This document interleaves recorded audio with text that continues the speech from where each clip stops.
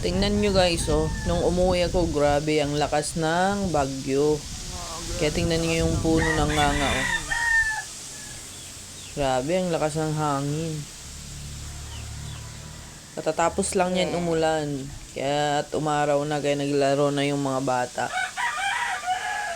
Yung mga bunga.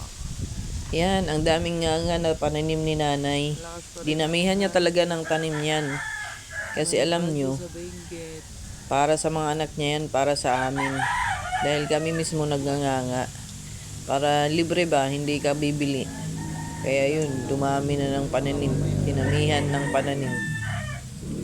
Yan yung bahay niya. Pag may time ako umuwi ko dito. Kasi malamig, fresh air. Ito ay sa La Trinidad, Benguet.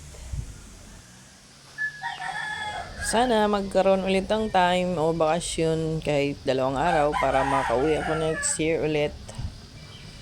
Kaya guys, kailangan talaga minsan-minsan magbakasyon. Alright, hanggang dito na lang. Sa susunod na pagbisita na ulit. Thank you. Down.